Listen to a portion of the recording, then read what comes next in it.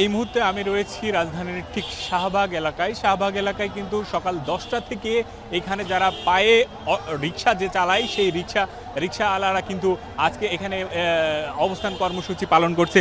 এই অবস্থান কর্মসূচিতে তাদের কিন্তু 7টি দফা রয়েছে। সেই 7 দফা দাবিতে তারা চেয়েছে যে অটো রিক্সাগুলো রয়েছে সেই রিক্সা যেন এই মেন রাস্তায় যেন না চলে, সেই বিষয়টি কিন্তু তারা সবথেকে বেশি কিন্তু তারা আবেদন করেছে।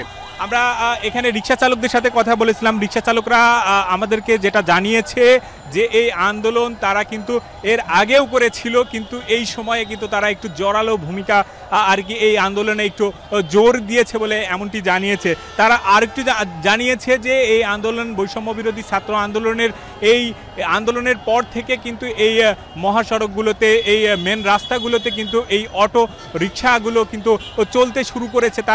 তারা এমনটি জানিয়েছে যে এই আন্দোলনের পর থেকে রিক্সাগুলো এই সড়কে ওঠার কারণে তাদের বিভিন্ন ধরনের সমস্যা সৃষ্টি হচ্ছে। তারা সিটি কর্পোরেশনের ন্যায় ঢাকা উত্তর সিটি কর্পোরেশন থেকে মালিকানা লাইসেন্স প্রদান করতে হবে এমনটি দাবি করেছে। তারা 7 দফার মধ্যে দিয়ে তারা বিভিন্ন বিষয় কিন্তু এখানে উঠিয়ে এনেছে তাদের দাবির মধ্যে দিয়ে।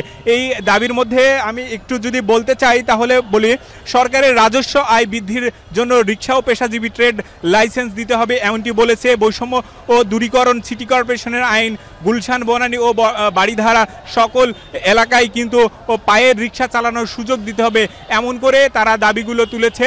এই দাবিতে তারা ঢাকা শহরের বিভিন্ন রিক্সা চালকরা কিন্তু এখানে অবস্থান কর্মসূচি করেছে। তাদের এই অবস্থান, এই দাবি যদি না মেনে নেওয়া হয় তারা আগামীতে কঠোর আন্দোলন গড়ে তুলবে এমনটি আমাদেরকে জানিয়েছে। ঠিক বিভিন্ন রিক্সা চালকরা আজকে সকাল থেকে এখানে অবস্থান করে তাদের দাবি দেওয়াগুলো কিন্তু তারা তুলেছে। রাজধানীতে তারা বৈধ লাইসেন্সধারী রিক্সা কিন্তু চালানোর বিষয়টা কিন্তু এখানে বলেছে। তারা আরও জানিয়েছে যে এই অটো রিক্সাকে শৃঙ্খলা মুক্ত ফিরিয়ে আনার জন্য কিন্তু এই ব্যাটারি চালিত রিক্সা কিন্তু একটা বড় ধরনের সমস্যা সৃষ্টি করছে, তারা এমনটি জানিয়েছে। এই ব্যাটারি চালিত রিক্সা যেন এই সড়কগুলোতে যেন না উঠতে পারে সেই বিষয়টা কিন্তু তারা সব থেকে বেশি আর কি এইখানে উল্লেখ করেছে। আমরা এমনটি আর কি তাদের সাথে কথা বলে জেনেছিলাম।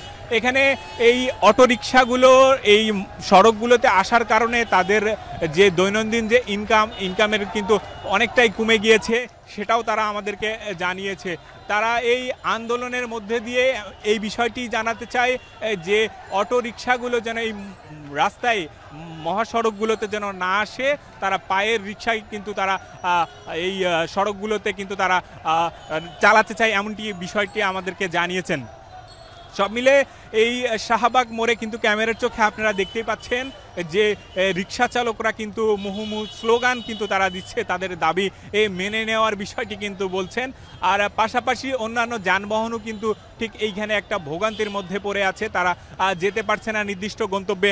আমরা দেখতে পাচ্ছি যে আইন শৃঙ্খলা রক্ষাকারী বাহিনীরাও কিন্তু ঠিক এইখানে তাদের অবস্থান নিয়েছে, তাদের দায়িত্ব তারা পালন করছে। এখানে অনেক আইন শৃঙ্খলা রক্ষাকারী বাহিনীরা তারা কিন্তু ওই সড়কে যে যানজট সৃষ্টি হয়েছে এই আন্দোলনের কারণে সেই আন্দোলনকে তারা সেই সড়কে আবার আগের গতি ফিরিয়ে আনার জন্য কিন্তু তারা কাজ করছে।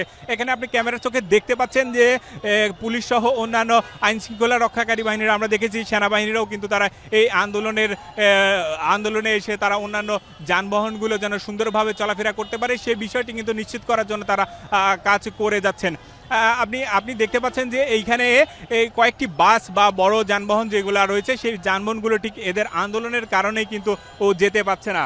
এইখানে কিন্তু রিক্সা যারা পায়ে রিক্সা চালায় সেই রিক্সা শ্রমিকরা কিন্তু আজকে এই আন্দোলন করছে শাহবাগ মোড়ে।